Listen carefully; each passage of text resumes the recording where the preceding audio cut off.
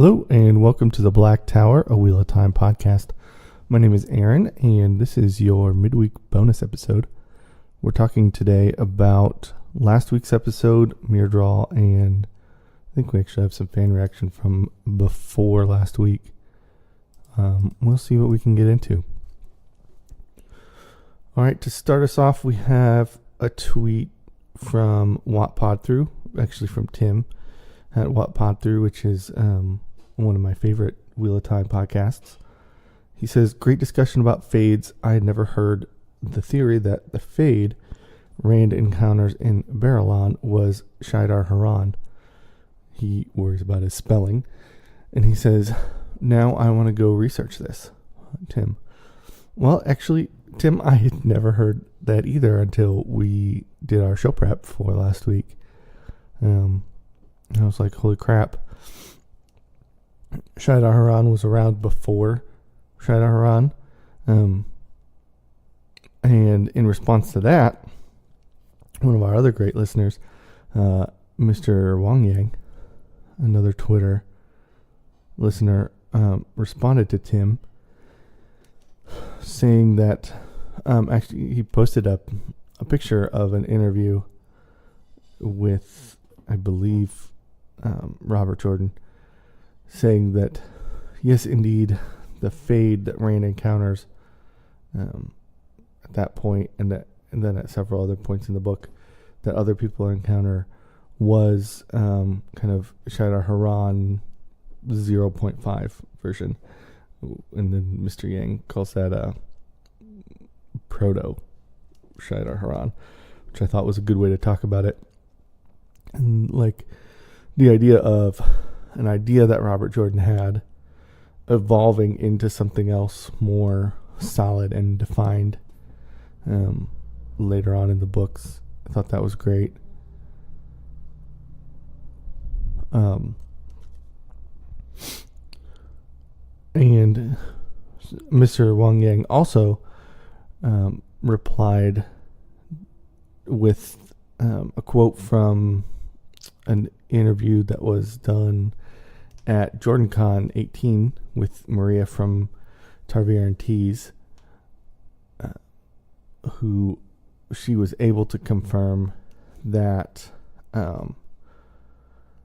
the appearance of Carrie Althor, Rand's adopted mother, at the end of The Eye of the World was in fact an illusion. Projected by Beelzemon, who was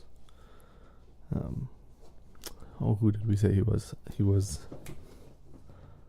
not important because he dies. Spoilers. So yeah, we really appreciate it when if we throw something out there that we might have seen, or it's maybe unconfirmed, or even sounds a little bit sketchy. If somebody wants to take the time to track it down, find the evidence, and show it to us, even if we're wrong, show it to us, and I want to know that the things that I'm thinking are true and not just made up in my head. So thank you, Tim from WoT and Mr. Wang Yang for tracking those theories down for us. Something else I want to get into here is a Twitter follower whose name is at Speed Babies. I'm not going to try and pronounce their last name because it shows both names. But they tweeted at us a couple days ago. Not sure I understand the SJW comments from another fan. It's not something I'm personally worried about, considering that despite some issues, the series was incredibly progressive from the time it was written. It tackles mental illness, female characters have agency, and is incredibly diverse, as most of the main cast are people of color. I am not that concerned the writing team is going to change most of these things. And thinking about that, was not able to track down the specific tweet that this person is talking about, but I've seen other tweets like them, and I looked a bunch the last couple of days trying to find it, and there's just so much activity going on Twitter, especially the Wheel of Time Twitter right now, that I wasn't able to track down this tweet that they're talking about. But I don't think it matters. I think we're pretty much on the same track here, Speed Babies and us over here at Tower Pod. I haven't heard or seen anything from Rafe Judkins or his team that tells me they're going to change anything major. I think some of the concern, from what I assume is like an anti-SJW element, if you want to use that. I'm not sure I like to use that acronym anymore. It would be that in putting together an adaptation is that they would change things just for the sake of changing them, or add things that we see as like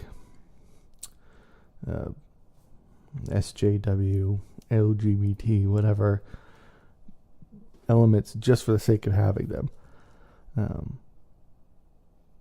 I think that fear comes from Amazon putting out a press release describing the show as being about Moraine, which I think there's an argument to be made that it is about her for the most part at the beginning. And I know the argument's been made by other peoples that this is a clever strategy to bury the lead until the show has a chance to get going. For the viewers who haven't read the series like the rest of us, there is some aspect in the first book of hiding the identity of the Dragon Reborn, and which of the three of them it is a big concern going forward until we find out that it is in fact Rand.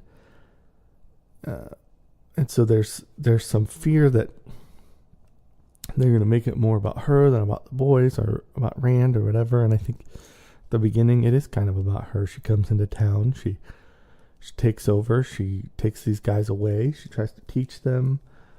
She's teaching the girls. She's kind of mentoring everybody and kind of introducing them from this world of the Two Rivers over into the world of the rest of the world. As they're going, she's kind of teaching them how to interact with people, how to hide your name when you don't want to be known, how to get out of town fast when you got to get, and just some real street smarts things that she's teaching them, and that makes her the real focus of the first book, I think.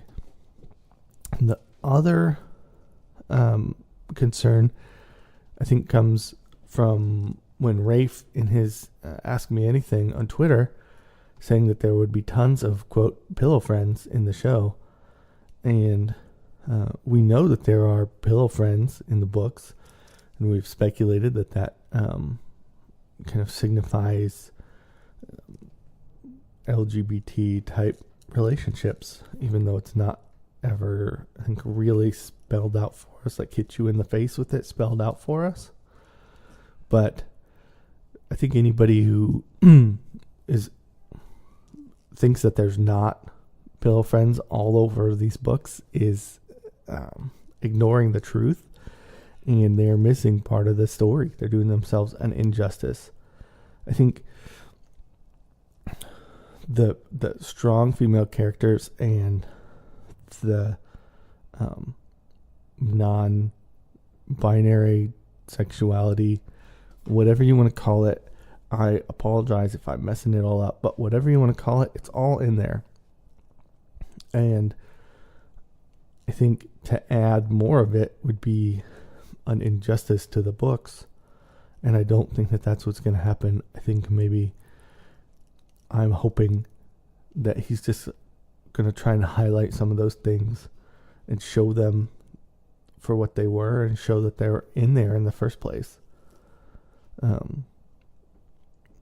want to take a second to note that this Twitter account account at Speed Babies is a fan account that live tweets superhero TV shows, namely the Arrowverse shows. I think she also, or whatever, I'm assuming it's a she because the first name is Alyssa, but that's an assumption.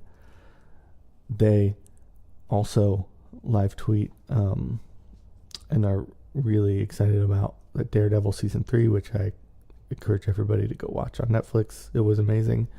But yeah, this Twitter account is amazing, and it's great to kind of keep up with those superhero type TV shows. If you're not already following them, go ahead and check them out. I think the last thing I wanted to talk about was Graf Fuller, who is at Coffee Graf on Twitter.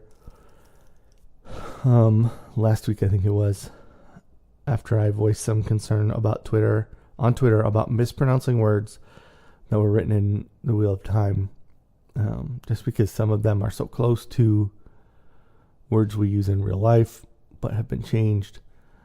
Some of them are completely new words. He tweeted, he said, "Be yourself. When you mispronounce a word, do it flamboyantly, own it, let the tweets begin. It's just another type of interaction, as long as people aren't rude. Wheel of Time community is not rude. I just chuckle when I hear it, and I prompt you to say it correctly. Hopefully you're hearing me." I think he means that he's yelling at his radio or his cell phone or whatever it is that he listens to podcasts on. And he's just yelling at us the right pronunciation, which I do also to the other Wheel of Time podcasts that I listen to, even though I probably don't have it right either. So, yeah, feel free to correct our pronunciation on Twitter, but just be nice about it. And I think, for the most part, everyone that I've seen connected to the Wheel of Time community, especially on Twitter, has been extremely accepting and inviting. And we have felt nothing but support from everyone. At the time that I'm recording this, on Tuesday, the 6th, we have over 600 downloads, which is probably 2 or 3 times more than what I had expected to have at this point.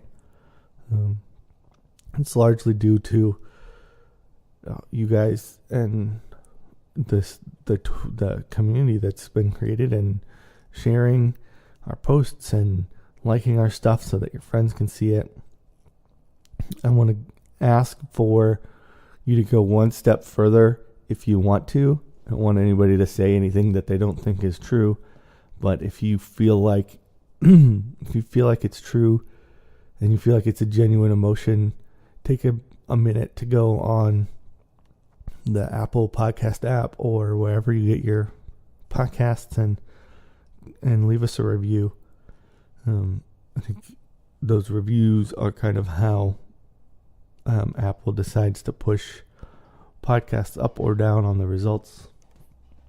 So if you can do that, that would be great help. But I don't want anybody to go on there, and I don't want you to feel like I'm pressuring you to say anything that's not, you don't already feel. Again, if you want to reach out to us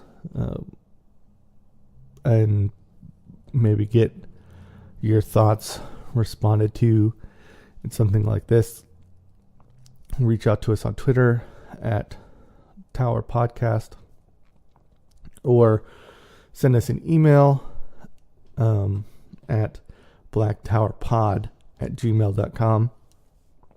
We're also on Instagram, although we're not really as active there. That's also Black Tower Pod. And, we're pretty active. Andrew and I both get in there and respond to things, and we're saving your tweets as they come in. If they have a question or a response in them, or if they have an idea for a show that we can do, we save those too. And we're always using those to try and come up with new shows, and we're trying to plan out the rest of our year for recording and I think there might even be a surprise at the end of the year. I don't want to announce it until we're set for sure, but we are working on something cool over the Christmas week. Pre-recorded, of course, so that we can all just kind of have some vacation. But we want to make sure that nothing interrupts your Wheel of Time podcast fix, because it can be extremely addicting. So I think that's about it for today. For myself and for Andrew, this is the Black Tower. And just, have a good week. We'll see you on Friday.